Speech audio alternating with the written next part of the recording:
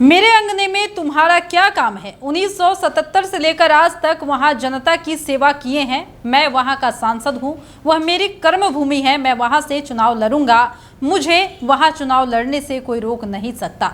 ये बयान है पशुपति कुमार पारस का। हाजीपुर मेरे पिता की सीट रही है, हम इसे क्यों छोड़े। मुझे अड़ना ही नहीं है, ये मेरा अधिकार है। यहाँ से मेरे पिता 8 बार सांसद रहे हैं। ये बयान है चिराग पासवान का। यह 2 बयान बता रहे हैं कि चाचा भतीजा हाजीपुर सीट के लिए कितने बेताब हैं। इसकी वजह भी है यहाँ से लड़ना मतलब कि जीत की गारंटी। अब यही सीट बिहार में एनडीए के लिए सबसे बड़ी चुनौती है। अगर यह मामला नहीं सुलझा तो इस सीट की वजह से लोकसभा चुनाव में रामविलास पासवान का वोट बैंक एक साथ नहीं आ पाएगा। अगर बात नहीं बनी तो चाचा भतीजे के दिल नहीं मिलेंगे, और दिल नहीं मिलेंगे तो नुकसान होगा। यह वही सीट है जिस पर रामविलास पासवान ने जीत का रिकॉर्ड बनाया था। 8 बार सांसद रहे। अब उनका परिवार यहां से दावेदारी के लिए लड़ाई कर रहा है। ऐसे में एनडीए को बड़ा राजनीतिक समीकरण सेट करना होगा।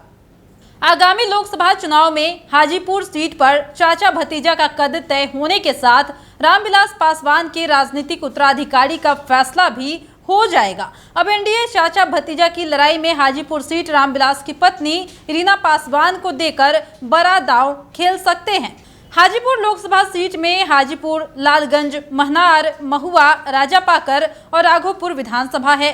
पातेपुर विधानसभा भी हाजीपुर में था, लेकिन 2024 के चुनाव में कटकर उजियारपुर लोकसभा क्षेत्र का हिस्सा बन गया। बदले में वैशाली लोकसभा क्षेत्र से लालगंज को काटकर हाजीपुर से जोड़ दिया गया। इस लोकसभा क्षेत्र में वैशाली जिले के 3 अनुमंडल हाजीपुर, महुआ और महनार आते हैं।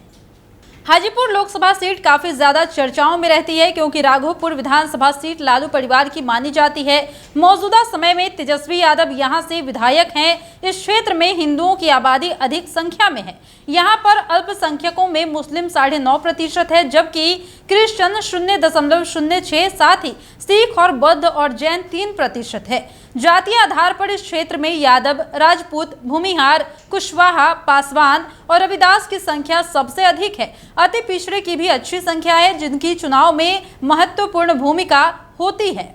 रामविलास पासवान की जीत का सिलसिला थमा नहीं। 1980 में उन्होंने अपनी जीत दर्ज कराई। हालांकि 1984 में वह चुनाव हार गए।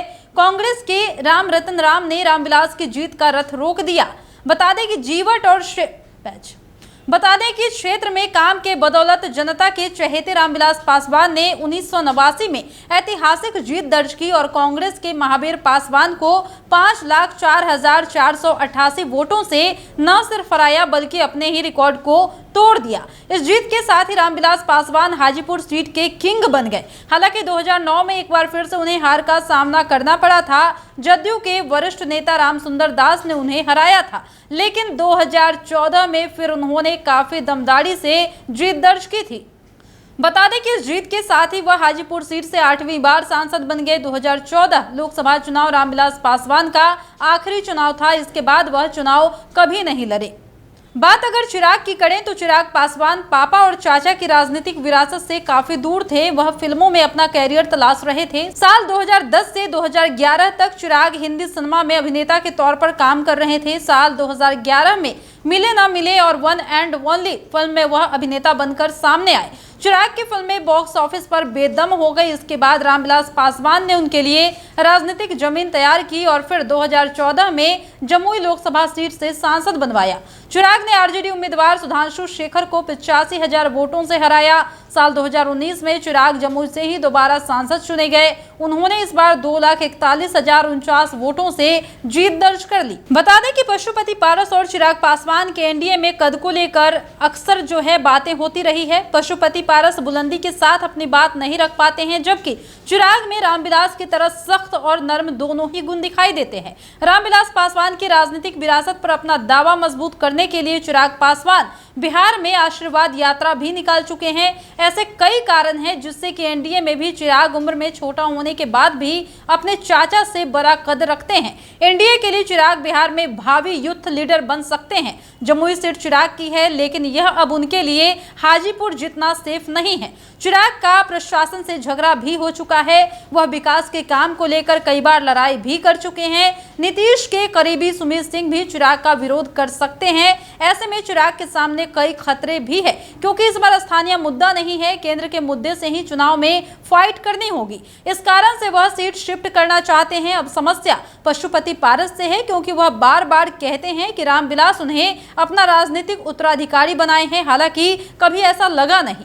चिराग की माता जी भी इस बार लोकसभा चुनाव में प्रत्याशी बन सकती हैं। ऐसा भी हो सकता है कि हाजीपुर सीट पर चाचा भतीजा की लड़ाई में रामविलास की पत्नी रीना पासवान को हाजीपुर सीट से उम्मीदवार बना दिया जाए। चाचा से लड़ाई के बीच चिराग का नया दांव चाचा पशुपति कुमार पारस से हाजीपुर लोकसभा सीट के लिए लड़ाई के बीच चिराग ने खेल दिया है। और बता दें, चिराग ने कहा कि मेरी ख्वाहिश है कि मेरी मां हाजीपुर सीट से चुनाव लड़े, लेकिन वह क्या चाहती हैं यह देखना होगा। उनका कहना है कि स्वतंत्र देश है, जो जहां से चुनाव लड़ना चाहे लड़ सकता है। यानी कि इसे साफ तौर पर समझा जा सकता है कि अभी जो है चाचा भतीजे की लड़ाई में एक नया ट्विस्ट आने की बात हो सकती है।